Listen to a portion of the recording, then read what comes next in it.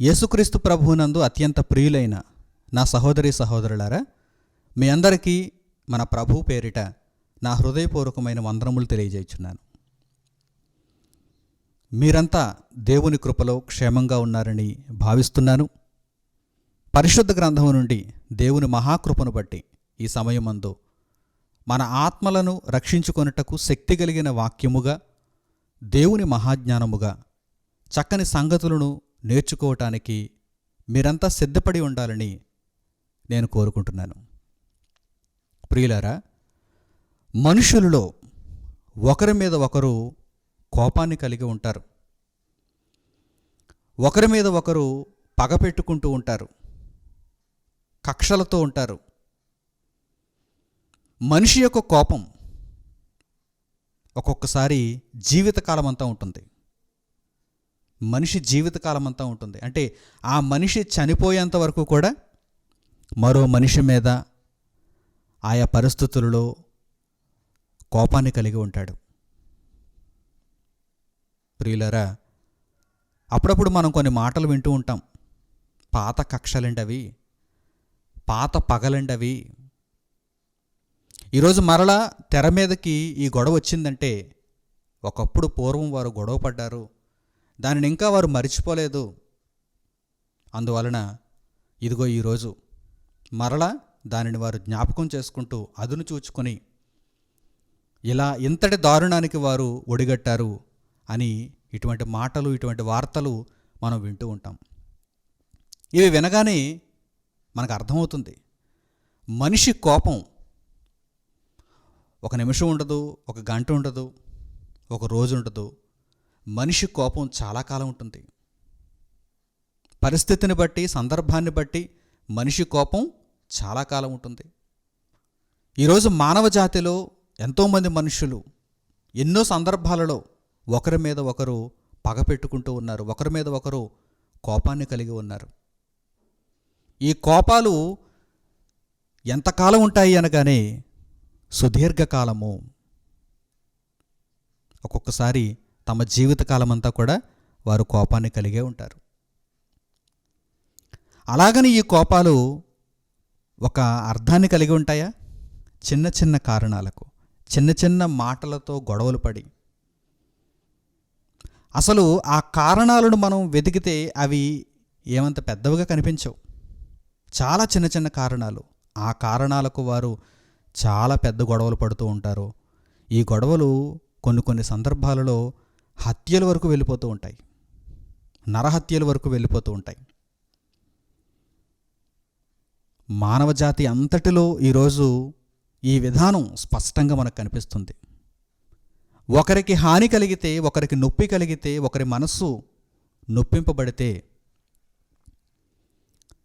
వారు ఎవరైతే వారిని నొప్పించారో వారి మీద కోపం పెట్టుకుంటున్నారు, పగ కలిగి ఉంటున్నారు, కక్షతో రగిలిపోతున్నారు, ప్రతీకారం తీర్చుకోవాలనుకుంటున్నారు. అయితే ఈ సందర్భంలో పరిశుద్ధ గ్రంథంలో దేవుని మనస్సును తెలియచేసేటువంటి చక్కని సంగతులు రాయబడ్డాయి. దేవుని మాటలను మనం నేర్చుకుంటే ఈ విషయమై మనకు తెలియవలసినటువంటి జ్ఞానం ఒకటి ఉంది. దానిని మనం నేర్చుకుంటే మన ఆత్మలను రక్షించుకోవటానికి మనకు అవకాశం ఉంది. పర్థం లేని కోపాలతో మనుషులు ఈరోజు సుదీర్ఘకాలం పాటు ఒకరి మీద ఒకరు పగ పెట్టుకుంటూ, ఒకరి మీద ఒకరు కక్షతో రగిలిపోతూ ఉన్నారే. దేవునికి కూడా మానవ జాతి మీద కోపం ఉంది, దేవునికి కూడా మనుషుల మీద కోపం ఉంది. కానీ ఆయన కోపం న్యాయమైనది, యథార్థమైనది, ఒక అర్థాన్ని కలిగినది. మనుషుల మీద కోపము కలిగినటువంటి దేవుని కోపాన్ని మనిషి రేపినప్పుడు మనుషుల మీద దేవుడు తన ఉగ్రతను బయలుపరుస్తున్నాడు. దేవునికి కూడా మనుషుల మీద కోపం ఉంది. అయితే దేవుని కోపము ఎంతకాలం ఉంటుంది?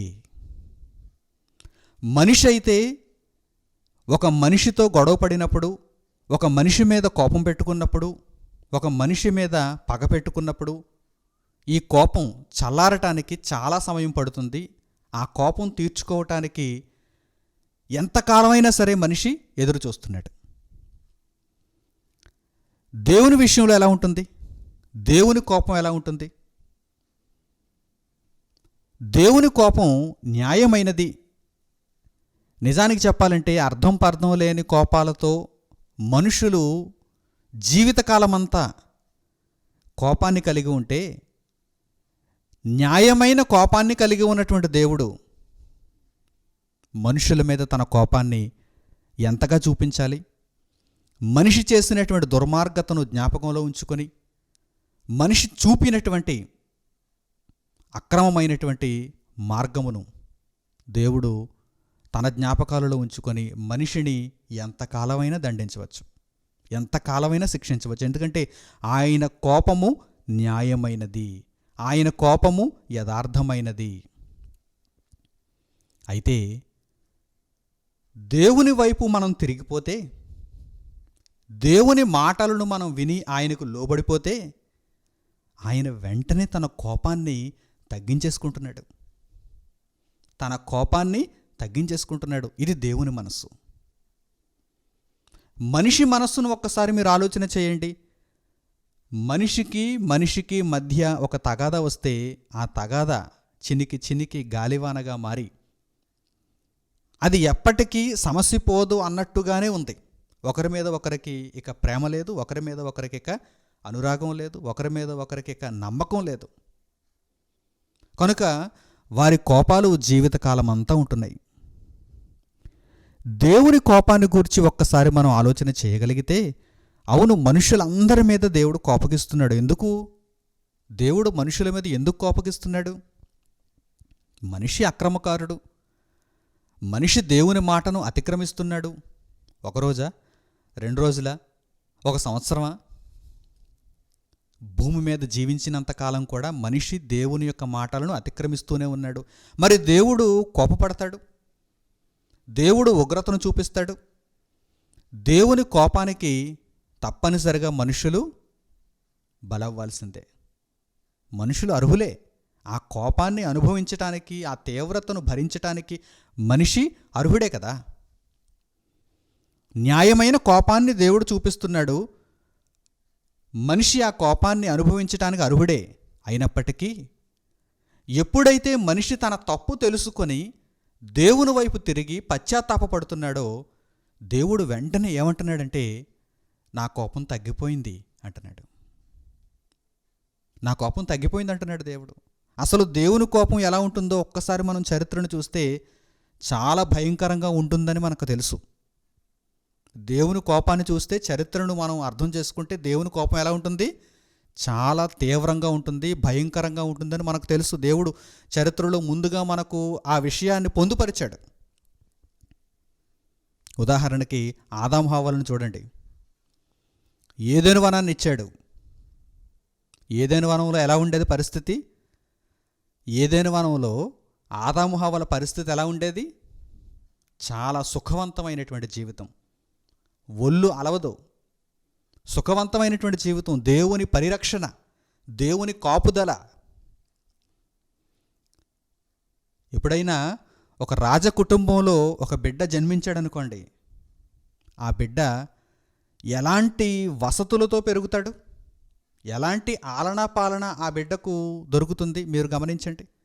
అదే పూరిపాకలో ఉన్నటువంటి తల్లిదండ్రులకు భేద స్థితిలో ఒక బిడ్డ జన్మిస్తే ఆ బిడ్డ స్థితిగతులు ఎలా ఉంటాయి? ఒక్కసారి మీరు ఆలోచనకు తెచ్చుకోండి. ఈ బిడ్డ అన్ని పరిస్థితుల్లో కష్టపడుతూ ఉంటాడు.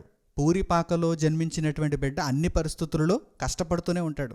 తినడానికి తిండి ఉండదు, కట్టుకోవడానికి బట్ట ఉండదు, సరైనటువంటి నివాసం ఉండదు. ఏ రోజు కూలి ఆ రోజు ఆ తల్లిదండ్రులు సంపాదిస్తేనే కడుపు నిండుతుంది. కానీ రాజకుటుంబంలో జన్మించినటువంటి బిడ్డ యొక్క స్థితిగతులను గూర్చి మీరు ఆలోచన చేయగలిగితే ఆ బిడ్డ పరిస్థితి ఎలా ఉంటుంది? భోగభాగ్యాలు, ఏది కోరుకుంటే అది, చుట్టూ అతనికి పరిచారకులే, ఆ బిడ్డకు చుట్టూ పరిచారకులే. అనునిత్యం కూడా ఆ బిడ్డకు వారు అవసరతలను తీరుస్తూ ఉంటారు. ప్రియులారా, అటువంటి పరిస్థితులలో మీరు ఆలోచన చేయగలిగితే రాజకుటుంబంలో పెరుగుతున్నటువంటి బిడ్డను ఒక్కసారిగా పూరిపాకలోనికి తెచ్చేసాం అనుకోండి, ఆ బిడ్డ అసలు ఉండగలడా? అప్పటి వరకు ఆ బిడ్డ కలిగి ఉన్నటువంటి ఆ వసతులను ఆ బిడ్డ కోల్పోయినప్పుడు అసలు ఉండగలడా? ఆదాము హవ్వల యొక్క పరిస్థితి అలాగే ఉంది. దానికి కారణం దేవుని కోపం.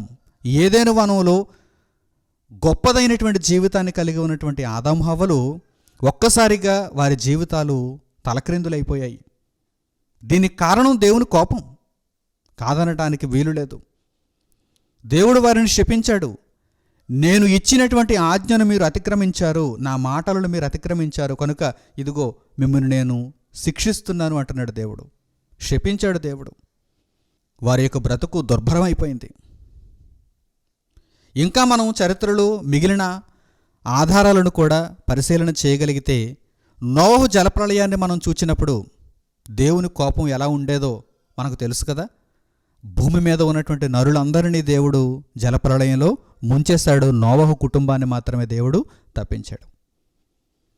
లోతుగారి దినములలో ఒక్కసారి దేవుని కోపాన్ని మనం జ్ఞాపకం చేసుకుంటే, అగ్ని గంధకములను దేవుడు భూమి మీద కురిపించి సొదొమ గొమొర్రా చుట్టుపక్కల ఉన్నటువంటి ప్రాంతములలో నివసిస్తున్నటువంటి ప్రతి ఒక్కరిని కూడా దేవుడు బూడిద చేసేసాడు. దేవుని కోపం ఎలా ఉండేదో ఒక్కసారి మీరు గమనించండి. దేవుని కోపం న్యాయమైనది, యథార్థవంతమైనది. దేవుడు అలా కోపపడ్డాడంటే అందులో న్యాయం ఉంది, అందులో ఒక అర్థం ఉంది. అయితే ఇంత తీక్షణమైనటువంటి కోపాన్ని కలిగి ఉన్నటువంటి దేవుడు, న్యాయమైన కోపాన్ని చూపించే దేవుడు, యథార్థవంతమైనటువంటి ఉగ్రతను చూపించే దేవుడు, ఒకవేళ ఈ మనుషులు తమ తప్పు తెలుసుకొని ఆయన వైపు తిరిగితే తన కోపాన్ని వెంటనే తగ్గించుకోవటానికి ఆయన సిద్ధపడుతున్నాడు. తన కోపాన్ని వెంటనే తగ్గించుకోవటానికి. అందువలన పరిశుద్ధ గ్రంథంలో మనందరికీ ఆదరణ కలిగించేటువంటి ఈ మాటను ఒక్కసారి మీరు చూడాలని, నేర్చుకోవాలని, జీవితకాలం అంతా దీనిని గుర్తుంచుకోవాలని నేను కోరుకుంటున్నాను. మార్పు నొందని వారికైతే ఈ పాఠం అవసరం లేదు. మార్పు నొందని వారికి ఈ మాటలు ఎటువంటి ఆదరణను ఇవ్వవు. ఎందుకంటే మార్పు లేని జీవితాలకు ఇక ఏమి చెప్పగలం? మార్పు నొందుటకు ఎవరైతే సిద్ధపడతారో వారికి ఒక మంచి శుభవార్త ఉంది. మార్పు లేని జీవితాలకు దేవుని కోపాన్ని వారు భరించడం తప్ప ఇక వారికి మరో మార్గం లేదు. మార్పు నొందే జీవితాలు ఎవరైతే కలిగి ఉండాలనుకుంటున్నారో వారికి మంచి శుభవార్త. ఏమిటా శుభవార్త? ఇప్పుడు చూడండి. కీర్తనల గ్రంథము 30వ అధ్యాయము 5వ వాక్యాన్ని పరిశుద్ధ గ్రంథంలో నుండి మీరు చూడండి. ఎంత ఆదరణ కలిగించే మాట. ఒక భయంకరమైనటువంటి కోపాన్ని కలిగి ఉండే దేవుడు, ఉగ్రతను చూపించే దేవుడు, న్యాయమైనటువంటి కోపాన్ని కలిగి ఉన్నటువంటి దేవుడు తన మనస్సును తెలియజేస్తున్నాడు. తన బిడ్డలు తన వైపు తిరిగితే ఆయన మనస్సు ఎలా ఉంటుందో తెలియజేస్తున్నాడు. చూడండి, కీర్తనల గ్రంథము 30వ అధ్యాయము 5వ వాక్యాన్ని పరిశుద్ధ గ్రంథంలో నుండి ఇప్పుడు చూడవలసిందిగా నేను కోరుకుంటున్నాను.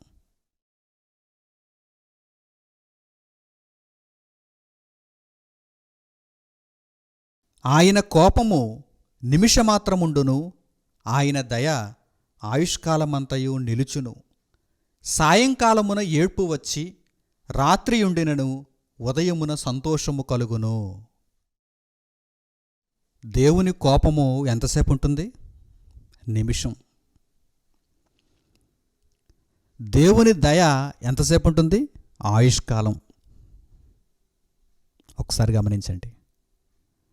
కోపమేమో నిమిషం, ఆయన దయ అయితే ఆయుష్కాలం. ఈ విధానాన్ని దేవుల్లో మీరు చూడాలనుకుంటున్నారా? నీతిమంతులైనటువంటి ప్రతి ఒక్కరూ కూడా దేవునిలో ఈ విధానాన్నే చూచారు. అందుకే వారు బ్రతికింపబడ్డారు. దేవుడు తన కోపాన్ని తగ్గించుకోవటానికి సిద్ధంగా ఉన్నాడు. మనందరి ఎడల దయ చూపించటానికి ఆయన సిద్ధంగా ఉన్నాడు. మరి ఆలస్యం ఎక్కడుందండి? ఎవరు ఆలస్యం చేస్తున్నారండి అంటున్నారా? మీరే ఆలస్యం చేస్తున్నారు. ఏ విషయంలో ఆలస్యం చేస్తున్నాం? మా దగ్గర ఆలస్యం ఉందా? ఎక్కడ ఆలస్యం ఉంది అనుకుంటున్నారా మీరు? మీరు దేవుని వైపు తిరిగితే దేవుడు తన కోపాన్ని తగ్గించేసుకుంటాడు. తన దయను మీకు చూపిస్తాడు. ఇది దేవుని మనస్సు. ఇది దేవుని మనస్సు. మనుషుల మనస్సులు మీకు తెలుసు. మనుషుల మనస్సులు మీకు తెలుసు. మనందరం మనుషులమే. మనందరికీ మనిషి యొక్క స్వభావం తెలుసు. ఒకవేళ కోపం పెట్టుకుంటే పైకి మంచివాడుగా నటించినా కానీ మనసులో మాత్రం కోపం ఉంటుంది. ఈ కోపం చాలా కాలం ఉంటుంది, ఒక్కొక్కసారి జీవితకాలం అంతా ఉంటుంది, మనకు తెలుసు. కానీ దేవుని మనస్సు మీరు తెలుసుకున్నారా? మనుషుల మనస్సులను చదివేశారు మీరు. దేవుని మనస్సును ఎప్పుడైనా చదివారా? దేవుని మనస్సును గ్రహించండి. ఆయన కోపము న్యాయమైనది. అలాగని అర్థం లేని మనుషుల కోపాలు కావు దేవుని కోపాలు. న్యాయమైన కోపం, యథార్థమైన కోపం. అవును, తప్పు చేశాడు మనిషి, దేవుడు కోపాన్ని చూపిస్తున్నాడు, దేవుడు ఉగ్రతను చూపిస్తున్నాడు. కానీ తన కోపాన్ని తగ్గించుకోవటానికి దేవుడు ఇదిగో ఒక వెసులుబాటును చూపిస్తున్నాడు. తన కోపాన్ని తగ్గించుకునేటువంటి మార్గం ఉందంటున్నాడు. ఎవరిది ఆలస్యం? మనుషులదే. మీరు దేవుని మాటలను ఎప్పుడైతే పాటించడం మొదలు పెడతారో దేవుడు తన కోపాన్ని తగ్గించుకుంటాడు. ఆయన కోపం మాయమైపోతుంది. దేవుని కోపము నిమిషమే ఉంటుంది. ఈరోజు నేను బాధపడుతున్నాను, ఈరోజు నేను కష్టాలలో ఉన్నాను, ఈరోజు నేను వేదనలో ఉన్నాను, ఇబ్బందిలో ఉన్నాను అని మీరు అనుకుంటే ఇవన్నీ కూడా నిమిషమే. మీరు దేవుని వైపు తిరిగితే ఇవన్నీ కూడా నిమిషమే, నిమిషమే, నిమిషమే. మర్చిపోవద్దు. మీరు నీతిని, యథార్థతను, భక్తిని వదిలిపెట్టకుండా ఉంటే మీకు కలిగినటువంటి ఈ కష్టం అంతా కూడా ఎంతకాలం ఉంటుంది? నిమిషం ఉంటుంది. కానీ మీరు పొందబోయేటువంటి దయ ఎంతసేపు ఉంటుంది? ఆయుష్కాలం ఉంటుంది. ఇప్పుడు గమనించండి. ఇప్పుడు ఒక్కసారి ఆలోచన చేసుకోండి. దేవుని మాటలను మీరు పాటించాలో లేక ఇంకా పాత బ్రతుకులని కొనసాగించుకోవాలో ఇప్పుడు మీరు ఆలోచన చేయండి. ఇప్పుడు మంచి నిర్ణయాలు తీసుకోవడానికి మీరు ప్రయత్నం చేయండి. దేవుని కోపము ఉంటుంది. దేవుని కోపం అనేది ఉంటుంది. ఎందుకంటే మనిషి తప్పు చేశాడు, దేవునికి కోపం ఉండకుండా ఎలా ఉంటుంది? మనిషి తప్పుడు ప్రవర్తనలో ఉన్నాడు, మనిషి తప్పుడు ఆలోచనల్లో ఉన్నాడు, తప్పుడు జీవిత విధానంలో ఉన్నాడు. దేవునికి కోపం రాకుండా ఎలా ఉంటుంది చెప్పండి? న్యాయముగా ఆయన కోపగిస్తున్నాడు, కానీ ఆయన కోపాన్ని తగ్గించే ఒక చక్కని సూత్రాన్ని మనకు తెలియజేశాడు. మీరు దేవుని వైపు తిరగండి, మీరు దేవుని కొరకు మారండి. అప్పుడు ఆయన కోపము నిమిషం ఉంటుంది, ఆయన దయ ఆయుష్కాలం ఉంటుంది. ఆయన దయ ఆయుష్కాలం ఉంటుంది. ఈ బ్రతుకు కాలంలో ఏవో చిన్న చిన్న శ్రమలు. అందుకే పౌలు గారు అంటారు, మేము ఇప్పుడు అనుభవిస్తున్నటువంటి శ్రమలన్నీ కూడా చులకనివి, క్షణమాత్రం ఉండేవి. క్షణమాత్రం ఉండేవి, నిమిషం కూడా కాదు, క్షణం. ఈ కష్టాలు, ఈ వేదనలు, ఈ ఇబ్బందులు. కానీ ఆయన దయ ఆయుష్కాలం. ఈ విధానంలోనికి మీరు రాగలిగితే దేవుని దయను చూస్తారు, దేవుని ప్రేమను చూస్తారు, సంతోషకరమైనటువంటి దినములను చూస్తారు, ఆనందదాయకమైనటువంటి జీవితాన్ని అనుభవిస్తారు. దేవుని కోపము నిమిషం ఉంటుంది, ఆయన దయ ఆయుష్కాలం ఉంటుంది. సాయంకాలమున మనము ఏడుస్తున్నాం, సాయంకాలమున ఏడ్పు వచ్చింది అనుకుందాం, రాత్రంతా ఉంటుంది. కానీ ఉదయమున తెల్లవారి లేవగానే సంతోషంతో మన ముఖం వికసిస్తుంది. ఈ మాటను నమ్ముతున్నారా? సాయంకాలమున ఏడ్పు వచ్చింది, రాత్రంతా ఉంది, కానీ ఉదయమున సంతోషం. This is the hope. ఇదే నమ్మకం అంటే, విశ్వాసం అంటే ఇదే. దేవుని మాటలలో దాగి ఉన్నటువంటి రహస్యం ఇదే. దేవుని మీద నిరీక్షణ కలిగి ఉండండి. దేవుని మాటలను గొప్పగా పాటించాలనేటువంటి మనసుతో మీరు బ్రతకండి. దేవుని మాటలనే ఆధారంగా చేసుకుని బ్రతకండి. దేవుడు మీకు సహాయం చేస్తాడు. సాయంకాలమున ఏడ్పు వచ్చి రాత్రంతా ఉండెను, ఉదయమున సంతోషము కలుగును. ఖచ్చితంగా ఉదయమున సంతోషము కలుగును. మన బ్రతుకులకు దేవుడు నేర్పిస్తున్నటువంటి చక్కని పాఠం ఇది. ఇక్కడ ఆలస్యం మనదే. మనము దేవుని వైపు తిరిగితే ఆయన కోపం తగ్గిపోతుంది. ఆయన కోపం నిమిషమే ఉంటుంది, ఆయన దయ ఆయుష్కాలం ఉంటుంది. ఒక్కసారి నోవహు జలప్రళయాన్ని గూర్చి మనం ఆలోచనలోనికి తెచ్చుకుంటే, మానవ జాతిని అంతటినీ, ఒక్క కుటుంబం తప్ప మానవ జాతిని అంతటినీ దేవుడు నాశనం చేశాడు. ఆయన కోపం ఎంత తీవ్రమైనదో ఒక్కసారి గమనించండి. జలప్రళయంలో ఆనాడు భూమి మీద బ్రతికి ఉన్నటువంటి మనుషులందరూ కూడా మరణించారు. నీతిమంతుడైనటువంటి నోవహు మరి 7. అంటే మొత్తంగా 8 మంది మాత్రమే మనుషులలో బ్రతికింపబడ్డారు. ఆ జలప్రళయం బారి నుండి తప్పింపబడ్డారు. నోవహులో దేవుడు నీతిని చూచాడు. దేవుడు చెప్పిన ప్రతి మాట ప్రకారము నోవహు పాటించాడు. దేవుని మాటలకు విలువనిచ్చాడు. దేవుని కొరకు బ్రతికాడు. నోవహు మరియు అతని కుటుంబము ఓడలో ప్రవేశించింది. సర్వలోకము దేవునికి అవిధేయతగా బ్రతికినప్పుడు వారందరినీ జలప్రళయము ద్వారా నాశనము చేసినటువంటి పరలోకమందున్న దేవుడు నోవహులోను, నోవహు కుటుంబంలోనూ ఉన్నటువంటి ఆ భక్తిని, నీతిని, యథార్థతను చూచి పులకరించిపోయాడు. ఆయన కోపాన్ని తగ్గించేసుకున్నాడు. ఆయన కోపం నిమిషమే, కానీ ఆయన దయ ఆయుష్కాలం. ఒక్కసారి పరిశుద్ధ గ్రంథంలో ఆ సందర్భాన్ని మీరు చూడగలిగితే ఆయన కోపం, అంత ప్రచండమైనటువంటి కోపం కూడా ఎలా తగ్గిపోయిందో మీకు కనిపిస్తుంది.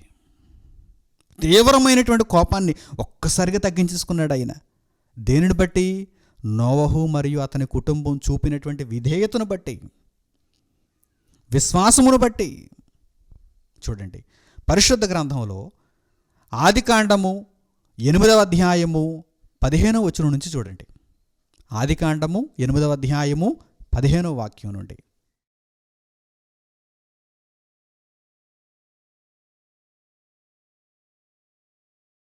అప్పుడు దేవుడు, నీవును నీతో కూడా నీ భార్యయు నీ కుమారులను నీ కోడండ్రును ఓడలో నుండి బయటికి రండి.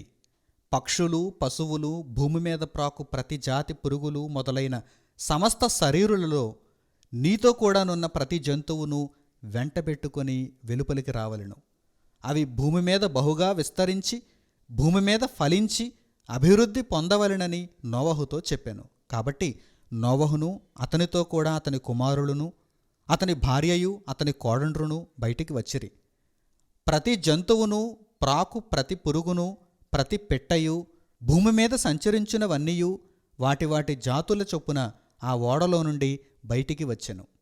అప్పుడు నోవహు యెహోవాకు బలిపీఠము కట్టి పవిత్ర పశువులన్నిటిలోనూ పవిత్ర పక్షులన్నిటిలోనూ కొన్ని తీసుకొని ఆ పీఠము మీద దహన బలి అర్పించెను. అప్పుడు యెహోవా ఇంపైన సువాసనను ఆఘ్రానించి, ఇక మీదట నరులను బట్టి భూమిని మరలా శపించను. ఎందుకనగా నరుల హృదయాలోచన వారి బాల్యము నుండి చెడ్డది. నేనిప్పుడు చేసిన ప్రకారముగా ఇకను సమస్త జీవులను సంహరింపను. భూమి నిలిచియున్నంత వరకు వెదకాలమును, కోతకాలమును, శీతోష్ణములను, వేసవి శీతకాలములను, రాత్రింబగళ్ళును ఉండక మానవని తన హృదయములో అనుకొనెను. నా ప్రియులైన సహోదరి సహోదరులారా, నోవహు కాలంలో జలప్రళయము ద్వారా మనుషులందరినీ దేవుడు నాశనం చేశాడు. ఇది చాలా భయంకరమైనటువంటి కోపం, ఉగ్రతను చూపించాడు దేవుడు. ఎందుకంటే మనిషి పాపం, మనిషి చూపిన అవిధేయత, దానికి ప్రతిఫలంగా దేవుడు మనుషులందరినీ తుడిచేశాడు. కేవలము తన ఎదుట నీతిమంతుడుగా ఉన్నటువంటి నోవహును తన యొక్క కుటుంబమును దేవుడు తప్పించాడు, బ్రతికించాడు. భూమి మీద మరల వారికి జీవనమును కొనసాగించాడు. నోవహు ఒక బలిపీఠము కట్టి దేవునికి దహన బలిని అర్పించాడు. నోవహును చూస్తున్నటువంటి దేవుడు తన కోపాన్ని పూర్తిగా తగ్గించేసుకున్నాడు. ఏది? ఈరోజు మనుషులు ఒకరి మీద ఒకరు కోపాలను కలిగి ఉంటున్నారు. అర్థం లేని కోపాలు, అసలు దానికి ఏ అర్థం ఉండదు. ఈ కోపాలు ఎంతకాలం ఉంటాయి? జీవితకాలాలా? జీవితకాలం మట్టుకు కోపమా? నోవహులో దేవుడు నీతిని చూచి వెంటనే ఆయన పలుకుతున్నటువంటి మాటలు చూడండి, ఆయన నిర్ణయాలు చూడండి. ఆయన కోపము నిమిషమే అనటానికి ఇదిగో ఈ ఉదాహరణ చక్కగా మనకు సరిపోతుంది. మనం అర్థం చేసుకోవడానికి ఉదాహరణ చక్కగా సరిపోతుంది. ఆయన కోపం నిమిషమే. ఆయన కోపం నిమిషమే. ఆయన తన బిడ్డలను పూర్తిగా ఎప్పుడూ కూడా నాశనం పొందించడు. తన బిడ్డలను ఎప్పటికైనా ఆయన కాపాడతాడు. కానీ నీవు ఆయన బిడ్డగా ఉన్నావా లేదా అన్నది ముఖ్యం. నీవు ఆయన మాటల తట్టు తిరిగావా లేదా అన్నది ముఖ్యం. నీ మనస్సును ఆయన వైపు త్రిప్పుకున్నావా లేదా అన్నది ముఖ్యం. ఆయన నోవహులో ఉన్న నీతిని చూచినప్పుడు, నోవహు దహన బలిని అర్పించినప్పుడు, నోవహును తన కుటుంబాన్ని చూచి, మీ ద్వారా మరల సర్వలోకములోనికి మనుషులు వస్తారు, మీ ద్వారా విస్తరిస్తారు.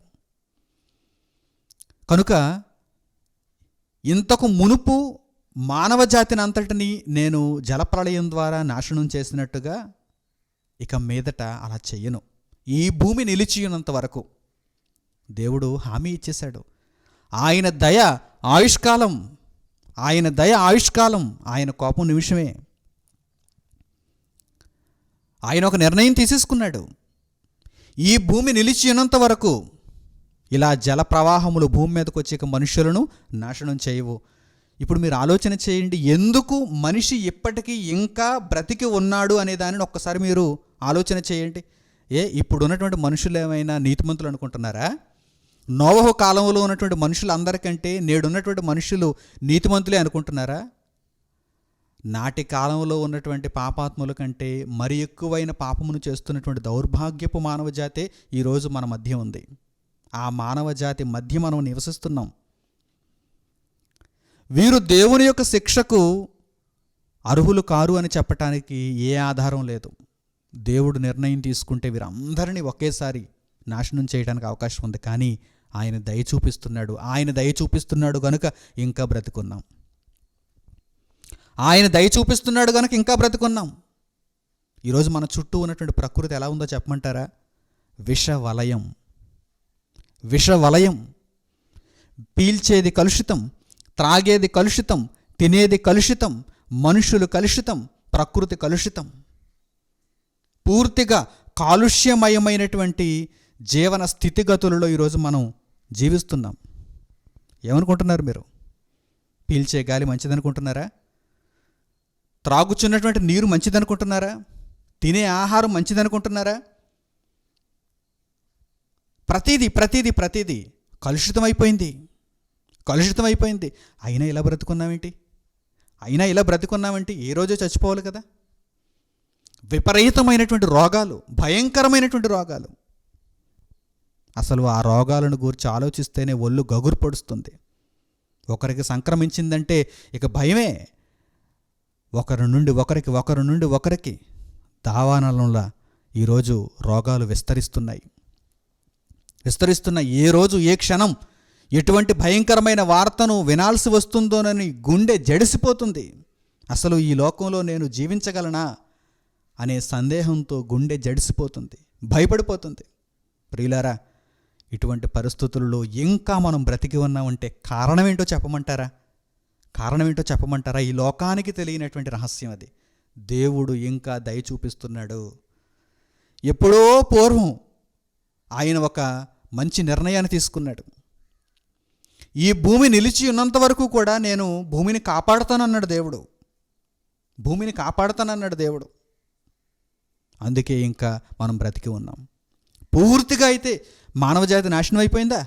లేదు కదా. కోటాను కోట్లుగా ఇంకనూ జీవిస్తూనే ఉన్నారు. కారణం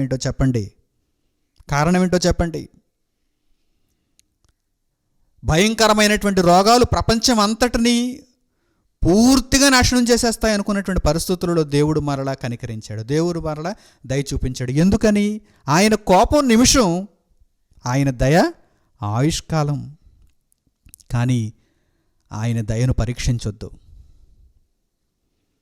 ఆయన కోపం నిమిషమే, ఆయన దయ ఆయుష్కాలం కనుక పరీక్షించొద్దు. దేవుణ్ణి శోధించొద్దు. వెంటనే దేవుని వైపు తిరిగిపోండి. వెంటనే దేవుని మాటలకు లోబడిపోండి. దేవుని కొరకు మీరు ఎలా బ్రతకాలో ఆ బ్రతుకును సిద్ధం చేసేసుకోండి. దేవుని కోపం నిమిషమే, దేవుని దయ ఆయుష్కాలం. ఎవరికి అంటే ఆయన వైపు తిరిగిన వారికి, ఆయన కొరకు బ్రతకును ఉద్దేశించిన వారికి. అంతే తప్ప పాపాత్ములకు కాదు, దుర్మార్గులకు కాదు, ఇక ఎన్నటికీ మార్పు లేని జీవితాలకైతే కాదు.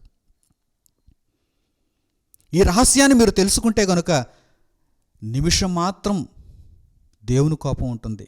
ఈరోజు ఈ కష్టాలు నాకు జీవితాంతం ఉండేవి కావు, నిమిషమే ఉంటాయి. నేను దేవుని నీడలో ఉన్నాను, దేవుని ఆశ్రయమును నేను పొందుచున్నాను కనుక దేవుని దయకు నేను పాత్రుడనవుతాను అని మీరు ఆలోచన చేసుకోగలిగితే దేవుని కొరకు బ్రతికే జీవితం ఎంతో ఆనందాన్ని ఇస్తుంది, ఎంతో సంతోషాన్ని ఇస్తుంది. లోకం కొరకు బ్రతికే జీవితం సంతోషాన్ని ఇవ్వదు. నా ప్రియులైన సహోదరి సహోదరులారా, నోవహు జలప్రళయంలో దేవుడు చూపించిన కోపం ఏంటి, ఆ తరువాత ఆయన తీసుకున్న నిర్ణయం ఏంటి? ఆయన కోపం నిమిషం, ఆయన దయ ఆయుష్కాలం అని చెప్పటానికి ఇది ఎంతో గొప్ప నిదర్శనం, ఎంతో గొప్ప నిదర్శనం. ఆ తర్వాత ఇశ్రాయేలీయుల కాలం దగ్గరకు మనం వెళ్ళగలిగితే, చరిత్రలో ఇశ్రాయేలీయుల యొక్క దృష్టాంతములను కూడా మనం పరిశీలించగలిగితే, ఐగుప్తు బానిసత్వంలో నుండి బయటకు రప్పించినటువంటి దేవుడు ఇశ్రాయేలీయులను అనేక మార్లు దండించాడు, కానీ పూర్తిగా అయితే నాశనం చేయలేదు. ఐగుప్తు బానిసత్వంలో నుండి ఇశ్రాయేలీయులను దేవుడు బయటకు రప్పించాడు. అనేక సందర్భాలలో ఇశ్రాయేలీయులు దేవునికి విరోధముగా పాపము చేశారు, శిక్షను అనుభవించారు, కానీ పూర్తిగా నాశనం చేయబడ్డారా? పూర్తిగా సమూలంగా ధ్వంసం చేయబడ్డారా? నిర్మూలన చేయబడ్డారా? లేదు. ఆయన దయ జ్ఞాపకం చేసుకున్నాడు. నా కోపం నిమిషమే, కానీ నా దయ ఆయుష్కాలం. నా కొరకు బ్రతుకుచున్న వారి పట్ల నేను ఆలోచన కలిగి ఉండాలి, నా వైపు తిరిగిన వారి పట్ల నేను దయను కలిగి ఉండాలనుకుంటున్నాడు దేవుడు. ఆయనకు ఎదురు తిరిగితే ఆయన కోపం నిమిషం ఉండే ఆయన కోపం వారిని నాశనం చేసేసింది, నిర్మూలన చేసేసింది. కానీ ఆయన వైపు తిరిగిన వారి ఎడల, ఆయన కొరకు కనిపెట్టుకొని ఉన్నవారి ఎడల ఆయన దయ అలా వారిని కాపాడింది. ఆయన దయ ఆయుష్కాలం ఉండును. అరణ్య ప్రయాణంలో ఇశ్రాయేలీయులు ఎన్నో మార్లు ఆయనను శోధించారు. అరణ్యంలోనే నేల రాలిపోయారు, కానీ పూర్తిగా కాదు, కొంతమంది బ్రతికింపబడ్డారు. ఆయన కొరకు ఎవరైతే బ్రతుకును ఉద్దేశించారో, పశ్చాత్తాపపడ్డారో, మారు మనస్సు కలిగినటువంటి జీవితాలను దేవునికి చూపించారో, అట్టివారందరూ కూడా వాగ్దత్త దేశంలో అడుగు పెట్టేలా దేవుడు చేశాడు. వారిని దేవుడు కాపాడాడు. అలాగే కనాను దేశమందు వారు నివసిస్తున్నప్పుడు కూడా ఎన్నో పర్యాయములు వారు దేవునికి దూరం అయిపోయారు. దేవునికి దూరం అయిపోయిన ప్రతి సందర్భంలోనూ నిమిషం మాత్రం ఉండే ఆయన కోపము అనేక మందిని నాశనం చేసినా శేషభాగాన్ని ఆయన కాపాడుతూనే వచ్చాడు. ఆయన దయ చూపిస్తూనే వచ్చాడు. ఆయన్ను నమ్ముకుంటే, ఆయన మీద ఆధారపడితే, ఆయనను ఆశ్రయిస్తే ఆయన దయ చూపిస్తాడు.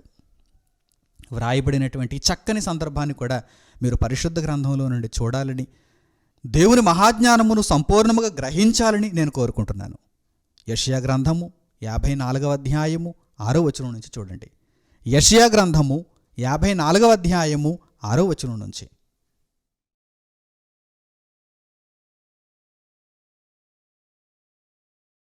నీ దేవుడు ఈ మాట సెలవిచ్చుచున్నాడు, విడువబడి దుఃఖాక్రాంతురాలైన భార్యను పురుషుడు రప్పించినట్లును, తృణీకరింపబడిన యవ్వనపు భార్యను పురుషుడు రప్పించినట్లును యెహోవా నిన్ను పిలుచుచున్నాడు. నిమిషమాత్రము నేను నిన్ను విసర్జించితిని, గొప్ప వాత్సల్యముతో నిన్ను సమకూర్చెదను. మహోద్రేకము కలిగి నిమిషమాత్రము నీకు విముఖుడనైతిని, నిత్యమైన కృపతో నీకు వాత్సల్యము చూపుదును అని నీ విమోచకుడగు యెహోవా సెలవిచ్చుచున్నాడు. నోవహు కాలమున జలప్రళయమును గూర్చి నేను చేసినట్లు చేయుదును. జలములు భూమి మీదకి ఇకను పొర్లుచూ రావని, నోవహు కాలమును నేను ఒట్టు పెట్టుకొనున్నట్లు నీ మీద కోపముగా నుండననియు నిన్ను గద్దింపననియు నేను ఒట్టు పెట్టుకొనియున్నాను. పర్వతములు తొలగిపోయినను, మెట్టలు తత్తరిల్లినను నా కృప నిన్ను విడిచిపోదు, సమాధాన విషయమైన నా నిబంధన తొలగిపోదు అని నీ యందు జాలిపడు యెహోవా సెలవిచ్చుచున్నాడు. దేవుని మనస్సును గ్రహిస్తున్నారా? ఎంత చక్కని మనసు అయింది. నిజంగా న్యాయమైనటువంటి కోపాన్ని ఆయన చూపిస్తున్నాడు. అసలు మనం బ్రతికున్నంత వరకు కూడా ఆయన మనతో మాట్లాడకూడదు. మనం బ్రతికున్నంత వరకు కూడా మనం చేసినటువంటి దోషానికి ఆయన మనతో మాట్లాడకూడదు. కానీ ఆయన ఏం చేస్తున్నాడు? ఆయన ఏమంటున్నాడు చూడండి, నా కోపం నిమిషమే అంటున్నాడు. నా కోపం నిమిషమే, నీవు తిరిగిపోయావు, నా మార్గంలోనికి వచ్చేసావు, నా కొరకు నువ్వు బ్రతుకుతున్నావు కనుక నా కోపం నిమిషమే. నేను కాపాడతానంటున్నాడు దేవుడు. దయ చూపిస్తానంటున్నాడు దేవుడు. వాత్సల్యం చూపిస్తానంటున్నాడు దేవుడు. వాత్సల్యం చూపిస్తాను, జాలి పడుతున్నాను నీ మీద జాలి పడుతున్నాను అంటున్నాడు దేవుడు. మరల ఏ సందర్భాన్ని జ్ఞాపకం చేస్తున్నాడు దేవుడు? నోవహు సందర్భాన్ని జ్ఞాపకం చేస్తున్నాడు. ఇదిగో ఆ రోజు నేను భయంకరమైనటువంటి, తీవ్రమైనటువంటి, ప్రచండమైనటువంటి కోపాన్ని చూపించాను కదా, జల ప్రవాహముల చేత మనుష్య జాతిని అంతటిని నాశనం చేసి పడేశాను కదా. కానీ వెంటనే నేను ఎలాంటి మాటలు చెప్పాను? వెంటనే నా మనసు తెలియజేస్తాను, మీరు గుర్తించారా అంటున్నాడు దేవుడు. ఒక ఒట్టు పెట్టుకున్నాను, నేను మరలా ఇలా చేయనని. నోవహులో ఉన్న నీతిని చూచి ఇక మనిషిని ఇలా దండించనులే అని నేను ఒట్టు పెట్టుకున్నాను, ఒక నిర్ణయం తీసుకున్నాను అని అర్థం. నా ప్రియులైన సహోదరి సహోదరులారా, దేవుని మనస్సును మీరు అర్థం చేసుకుంటే అసలు దేవుని విడిచిపోగలరా? దేవుని మనస్సు మీకు అర్థమైతే అసలు దేవుణ్ణి విడిచిపోగలరా? మనసు అర్థం కాకే కదా దేవునికి దూరంగా బ్రతుకుతున్నారు. దేవుని యొక్క మనసు మీకు అర్థం కాకే కదా మీరు దేవునికి ఇంకా దూరంగానే బ్రతుకుతున్నారు. దేవుని మనసు అర్థమైతే కన్నీళ్లతో ఆయనను ఆలింగనం చేసుకుని, అసలు నిన్ను విడిచి నేను పోలేను ప్రభువా అని ఆయన పాదముల మీద పడి ఏడుస్తారు. దేవుని మనసు మీకు అర్థమైతే. యథార్థమైన కోపం ఆయన దగ్గర ఉంది, న్యాయవంతమైన కోపం ఆయన దగ్గర ఉంది. అవును, మనిషి తప్పు చేశాడు, దేవుడు కోపాన్ని చూపించాడు, దేవుడు శిక్ష విధించాడు. కానీ ఆయన ఏమంటున్నాడు? మీరు మరలా నా వైపు తిరిగితే, మీరు నా మాటలకు గౌరవం ఇస్తే, తప్పును ఒప్పుకొని పశ్చాత్తాపపడినటువంటి హృదయాలతో నా మార్గంలోనికి మీరు మరలా రాగలిగితే, దీర్ఘకాలానికి సంబంధించినటువంటి వాత్సల్యమును నేను చూపిస్తానంటున్నాడండి దేవుడు. ఇంత మంచి దేవుడు మన జీవితంలో మనకు రక్షణ అనుగ్రహిస్తున్నప్పుడు మనం ఆయననా కాదనుకుంటున్నది? ఆయన మార్గంలో నడవడానికి ఇంకనూ మనం సందేహిస్తున్నావా? ఆయన అనుగ్రహించిన క్రీస్తు ప్రభువులో ఉన్న రక్షణను పొందటానికి ఇంకనూ మనం వెనకాడుతున్నావా? అయితే దౌర్భాగ్యకరమైనటువంటి పరిస్థితి అది. అటువంటి పరిస్థితి రానివ్వకుండా ఇప్పుడే మారు మనస్సు నొందండి. మనుషులు మిమ్మును జీవితకాలమంతా ప్రేమించలేరు, మనుషులు మిమ్మును జీవితకాలమంతా కాపాడలేరు. మీ బ్రతుకులను కాపాడేది దేవుడే. దేవుని మీద మీరు ఆధారపడండి. మహోద్రేకమును ఆయన చూపించినా కానీ ఆ కోపము నిమిషమే ఉంటుంది. ఆయన జాలి పడితే ఆ దయ ఆయుష్కాలం అంతా ఉంటుంది, ఆయుష్కాలం అంతా ఉంటుంది. కనుక దేవుని కోసం మంచి నిర్ణయాలు తీసుకోండి. ఈ కష్టాలు, ఈ వేదనలు మిమ్మల్ని ఇబ్బంది పెడుతున్నాయా? ఈ బ్రతుకు ఎందుకురా అనుకుంటున్నారా? ఇంత దుర్భరమైనటువంటి జీవితం నేను భరించలేను అనుకుంటున్నారా? ఇది కలకాలం ఉండదు. మీరు దేవుని మీద ఆధారపడితే, మీరు దేవుని వైపు తిరిగితే ఇది కలకాలం ఉండదు. వెంటనే దేవుడు మిమ్మల్ని జ్ఞాపకం చేసుకుంటాడు. ఆయన కోపాగ్నికి నేను బలైపోయాను, ఆయన ఉగ్రతకు నేను బలైపోయాను అనుకుంటున్నారా? ఆయన వైపు తిరగండి, వెంటనే మీ మీద జాలి పడతాడు, వెంటనే మీ మీద దయ చూపిస్తాడు. కానీ పశ్చాత్తాపపడినటువంటి హృదయంతో ఆయన వైపు తిరగండి. పూర్ణమైనటువంటి హృదయంతో ఆయనను మీరు సేవించండి, ఆయన మీద మీరు ఆధారపడండి. అప్పుడు మీకు దేవుడు తప్పకుండా దయ చూపిస్తాడు. అలాగే కీర్తనల గ్రంథంలో వ్రాయబడినటువంటి మరొక చక్కని సందర్భాన్ని కూడా ఇప్పుడు మనం చూద్దాం. కీర్తనల గ్రంథము 103వ అధ్యాయము 8వ వచనం నుంచి చూడండి. కీర్తనల గ్రంథము 103వ అధ్యాయము 8వ వచనం నుంచి.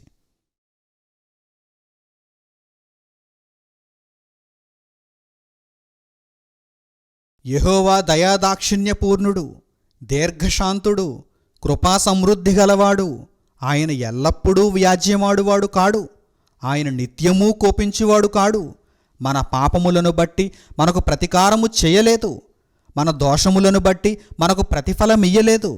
భూమి కంటే ఆకాశము ఎంత ఉన్నతముగా ఉన్నదో ఆయన యందు భయభక్తులు గలవారి ఎడల ఆయన కృప అంత అధికముగా ఉన్నది. పడమటికి తూర్పు ఎంత దూరము, ఆయన మన అతిక్రమములను మనకు అంత దూరపరిచి ఉన్నాడు. తండ్రి తన కుమారుల ఎడల జాలిపడునట్లు యెహోవా తన యందు భయభక్తులు గలవారి ఎడల జాలిపడును. పరలోకమందున్న దేవుడు ఎటువంటి మనస్సుతో ఉన్నాడో ఒక్కసారి మీరు ఈ మాటలలో కూడా నేర్చుకోవాలని, గ్రహించాలని నేను కోరుకుంటున్నాను. యెహోవా దయాదాక్షిణ్య పూర్ణుడు. ఆయన పూర్తిగా దేనితో నిండిపోయాడు? దయతో నిండిపోయాడు, కృపతో నిండిపోయాడు. ఆయన ఏమనుకుంటున్నారు పరలోకమందున దేవుడు అంటే? అసలు దేవుణ్ణి ఆ స్వరూపంలో మీరు చూసారా? దయాస్వరూపుడుగా దేవుణ్ణి మీరు చూసారా? కృపాసత్య సంపూర్ణుడుగా దేవుణ్ణి మీరు చూడగలిగారా? మీ దృష్టిని పరిశుద్ధ గ్రంథంలో ఉంచి దేవుని మాటలలో దేవుని యొక్క స్వరూపాన్ని గ్రహించండి. ఆయన దయాదాక్షిణ్య పూర్ణుడు, కృపా సమృద్ధి గలవాడు. సమృద్ధి, పూర్తిగా కృపతో నిండిపోయినవాడు ఆయన. సమృద్ధి అయినటువంటి కృపతో నిండిపోయినవాడు ఆయన. మిమ్మును రక్షించటానికి ఆయనకి ఎంతసేపు చెప్పండి? కష్టాలలో ఉన్నారు, ఇబ్బందులలో ఉన్నారు, వేదనల్లో ఉన్నారు, భయంతో ఉన్నారు. ఇప్పుడు మీరు చేయాల్సిన పనేంటి? దేవుని కొరకు ఆలోచించండి, రక్షణను గురించి ఆలోచించండి, మారు మనసును గురించి ఆలోచించండి, దేవుని మార్గంలో ఉన్నానా లేదా అనే దానిని మీరు ఆలోచన చేయండి. అదే మీరు చేయాల్సిన పని. అదే ఆలస్యం మీ దగ్గరే ఉందన్నాను. ఆ ఆలస్యాన్ని మీరు వెంటనే నివృత్తి చేసుకోగలిగితే, దేవునితో సమాధాన పడగలిగితే ఆయన దయకు మీరు పాత్రులవుతారు. మన అతిక్రమములను ఆయన దూరం చేసేస్తాడు. తూర్పు పడమర ఎంతెంత దూరాలలో ఉన్నాయో అలాగే మన పాపములను, అతిక్రమములను కూడా ఆయన మరిచిపోయి వాటిని మనకు దూరం చేసేస్తాడు. ఆయన మీద ఆధారపడిపోండి. గడిచిన జీవితంలో నీకు కోపాన్ని రప్పించాను తండ్రి, ఇక మీదట నేను అలా చేయకూడదు, చేయను, నేను దానిని అంతటినీ సిలువకు కొట్టేశాను, ఇదిగో నీ దగ్గరకు నేను పూర్ణమైనటువంటి హృదయంతో వచ్చేశాను, నీ మీద నేను ఆధారపడిపోతున్నాను, నీ కొరకే ఇక బ్రతకాలనుకుంటున్నాను, మరో మాట లేదు, వెనుతిరిగి చూడను, నీ కొరకే నా జీవితం అని దేవునితో మీరు చెప్పగలిగితే మీ అతిక్రమములను, మీ దోషములను దేవుడు తూర్పు పడమర ఎంతెంత దూరాలలో ఉన్నాయో అంత దూరంలో తీసుకుని వెళ్ళిపోతున్నాడు, మీకు దూరపరుస్తున్నాడు. ఇక మీరు ఆయన దయకు పాత్రులైపోతారు. ఇక మీరు ఆయన దయకు పాత్రులైపోతారు. ఈరోజు భక్తి పేరిట, దైవం పేరిట ఎంతోమంది ప్రజలను మోసం చేస్తున్నారు. మీ పాపాలు మీకు దూరం కావాలంటే, మీ దోషాలు మీకు దూరం కావాలంటే మీరు ఇంత ధనాన్ని చెల్లించండి అని ప్రజల దగ్గర ఇలాంటి వారు దోచుకుంటున్నారు. మీ పాపం పోవాలంటే, మీ దోషం నివృత్తి అయిపోవాలంటే ఇదిగో ఇంత సమర్పించండి, ఈ మూట తీసుకుని వచ్చేయండి దేవుని దగ్గరికి, హుండీలో వేసేయండి దేవునికి, చందా ఇచ్చేయండి దేవునికి అని డబ్బులు చేసుకుంటున్నారు. ప్రజల బలహీనతలను మనుషులు ఏం చేస్తున్నారు? స్వార్థ ప్రయోజనాలకు వాడుకుంటున్నారు. కానీ దేవుడు స్వచ్ఛమైన బోధ చేస్తే ఇదిగో ఈ విధంగా ఉంటుంది. దేవుడు మీ నుండి పైసలు కాదు కోరుకుంటున్నది, మీ బ్రతుకును కోరుకుంటున్నాడు, మీ జీవితాన్ని అడుగుతున్నాడు ఆయన.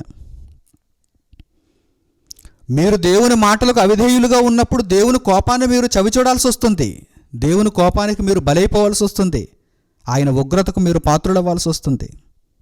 కానీ మీరు ఎప్పుడైతే ఆయన దయకు పాత్రులు అవ్వాలనుకుంటున్నారో కావాల్సిందేంటి? మీ ధనం కాదు.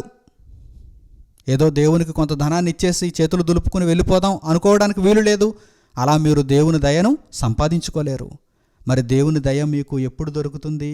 మీ మనస్సు దేవుని వైపు త్రిప్పుకున్నప్పుడు, దేవుని కొరకు మీరు బ్రతికినప్పుడు, దేవుని ఆలోచనలలో మీరున్నప్పుడు, అప్పుడు మీ పాపములు, దోషములు, అతిక్రమములు అవన్నీ కూడా మీకు దూరం చేయబడతాయి. దేవుడు మీ జీవితాలలో ఉంటాడు. దేవుని దయకు మీరు పాత్రులవుతారు.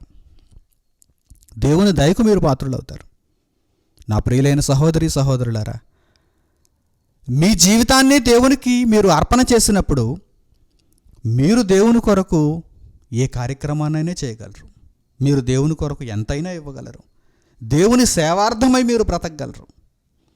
అంతే తప్ప ఏదో దేవునికి నేను కొంత చెల్లించేసి నా బ్రతుకు నాదే అనుకుంటే మీరు ఎప్పటికీ మార్పు నొందలేరు. మీరు ఎప్పటికీ దేవుని దయను చూడలేరు. దేవుని మాట ఏమని సెలవిచ్చుచున్నది అంటే మీ మార్పే ప్రధానం అంటున్నది. మీ మార్పే ప్రధానం. ఇశ్రాయేలీయులను మీరు చూడగలిగితే దేవుడు అనేక సందర్భాలలో వారిని ఈ మాటలతో హెచ్చరించాడు. ఈ మాటలతో దేవుడు వారిని హెచ్చరించాడు. మారండి, మీ బ్రతుకులను దేవుని వైపు త్రిప్పండి, పాపపు జీవితమును విడిచిపెట్టండి, దేవుని నిమిత్తమై బ్రతకండి. నిమిషం మాత్రమే నా కోపాన్ని మీరు చూశారు, దీర్ఘకాలిక కృపను చూడాలనుకుంటే నా వైపు మీరు తిరగండి అని దేవుడు సెలవిచ్చినటువంటి సందర్భాలు మన జీవితాలకు పాఠాలను నేర్పించుటలేదా? ఒక్కసారి గమనించండి, ఒక్కసారి గమనించండి. కనుక ఈ విషయాలన్నీ మీకు అర్థమైతే మీరేమని చెప్పాలి? ప్రారంభం నుంచి దేవుడు తెలియజేసినటువంటి ఈ విషయాలన్నీ ఇప్పుడు మీకు అర్థమైతే కనుక మీరేమని చెప్పాలి? పరిశుద్ధ గ్రంథంలో రాయబడింది ఆ విధంగా చెప్పాలి. చూడండి ఏమని చెప్పాలో చూడండి. మీకు పాఠం అంతా అర్థమైతే కనుక మీ నోట రావాల్సిన మాట ఏ విధంగా ఉండాలో వ్రాయబడింది చూడాలి. యెషయా గ్రంథము 12వ అధ్యాయము 1వ వచనం చూడండి. యెషయా గ్రంథము 12వ అధ్యాయము 1వ వచనం.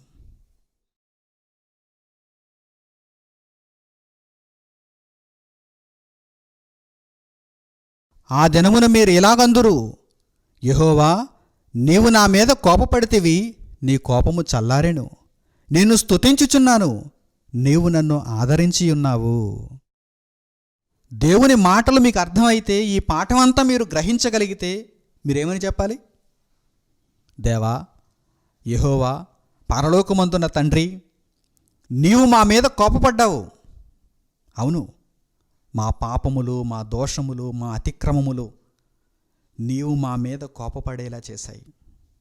నీ ఉగ్రతను భరిస్తూనే నీ మాటలను వింటూ మార్పు నొందాము, పశ్చాత్తాపపడ్డాము, పరివర్తన తెచ్చుకున్నాము.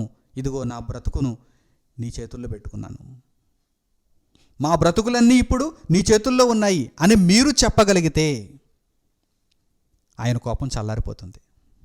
ఆయన కోపం చల్లారిపోతుందంటే ఆయన కోపాన్ని చల్లార్చడానికి ఉన్నటువంటి ఉపాయం ఏంటన్నమాట? బ్రతుకును దేవునికి ఇచ్చేయడమే. నోవహు ఏం చేశాడు? దేవుని మాట ప్రకారం జీవించాడు. దేవుని మాటలు నోవహుకు ఎలా ఉంటాయంటే శిరోధార్యం, తల వంచి నమస్కరిస్తాడు. దేవుడు ఏం చెప్పినా చేసేస్తాడంతే. వాడు నిర్మించు, ఎలా నిర్మించాలి? దేవుడు కొలతలు చెప్పాడు, అలాగే నిర్మించాడు. ఇదిగో ఈ ప్రజలందరికీ చెప్పు, జలప్రళయం వస్తుంది, అందరినీ నాశనం చేస్తుంది, చెప్పేశాడంతే. మారు మాట లేదు. దేవుని మాటలంటే అంత గొప్పగా విశ్వాసం నోవహుకు. అందుకే నోవహు అంటే దేవునికి చాలా ఇష్టం. నేను చెప్పిన ప్రతి మాట నాకు ఎప్పుడూ కూడా అవిధేయుడిగా బ్రతకలేదు, నా మాటలను పెడచెవిని పెట్టలేదు, నేను చెప్పిన మాటలను పాటించాడు నోవహు. అందుకే ఆనందపడిపోయాడు తండ్రి. నిమిషం మాత్రమే కోపాన్ని ఉంచుకున్నాడు, తర్వాత దయను చూపించాడు. ఆయన కోపం చల్లారిపోయింది. మా తండ్రి దేవా, నీవు మా ఎడల కోపగించుకున్నావు, మేము నీ వైపు తిరిగిపోయాము. నీ ఉగ్రతను భరించుచునే మా దినములన్నీ గడుపుచు నీ వైపు తిరిగిపోయాము. మా బ్రతుకులను ఇదిగో నీ చేతుల్లో పెట్టేసుకున్నాము. నీ మాటలను ఇక మీదట మేము జవదాటము. ఇదిగో పూర్తిగా సంపూర్ణంగా నీకు లోబడిపోయాము అని మీరు చెప్పగలిగితే ఆయన కోపం చల్లారిపోతుంది.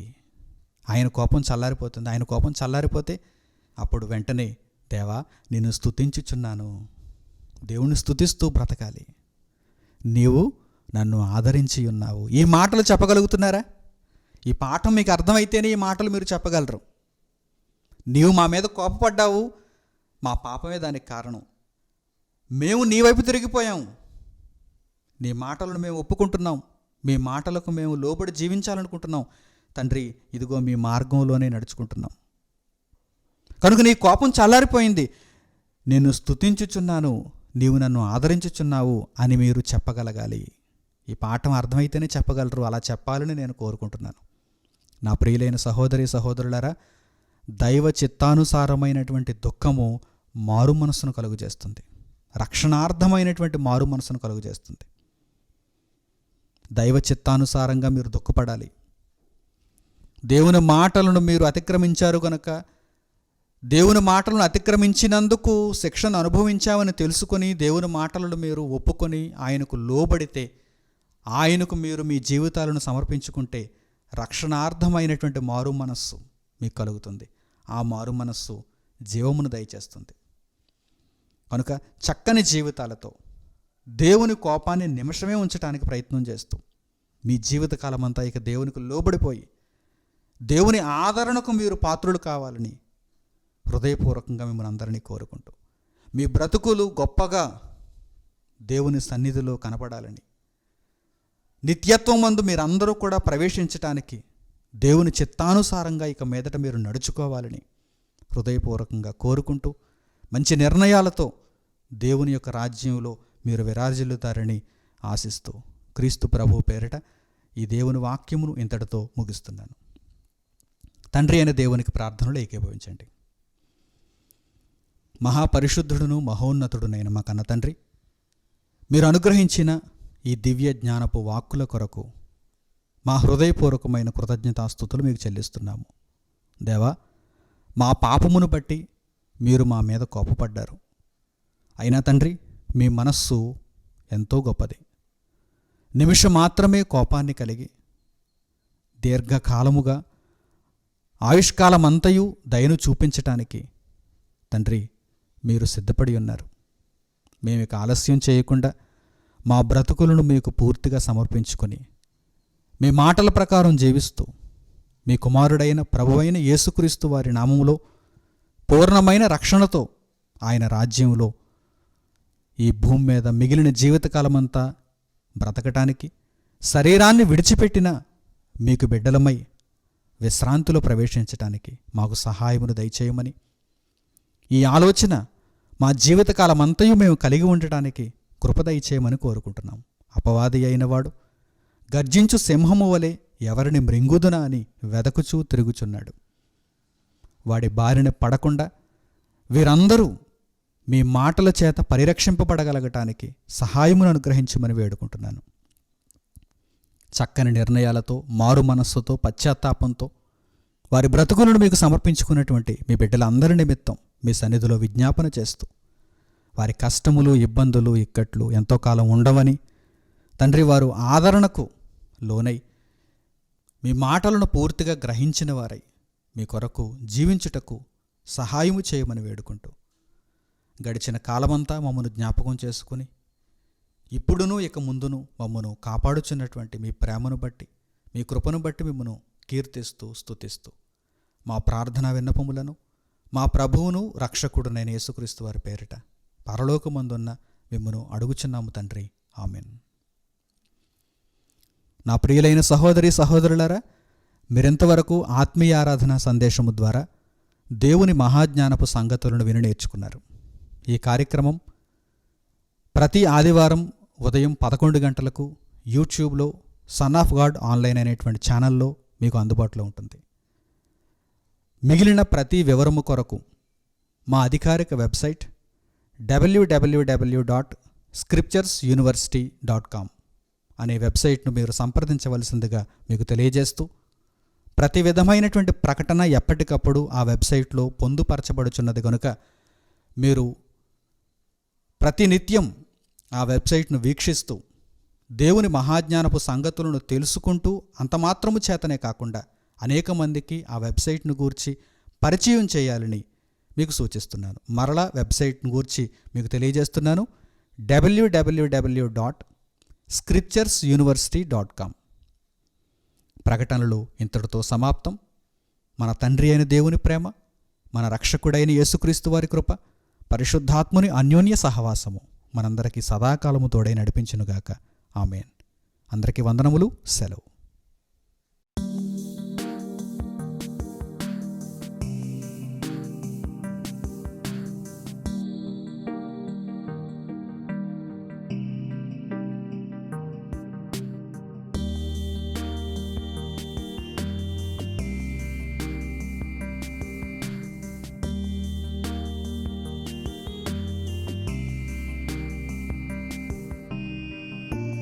సహోదరులు మణికుమార్ గారు ప్రసంగించిన ఎన్నో ఆత్మ సంబంధమైన సంగతులను ఉచితముగా వీక్షించుటకు సన్ ఆఫ్ గాడ్ ఆన్లైన్ అనే మా యూట్యూబ్ ఛానల్స్ ను తప్పక దర్శించండి.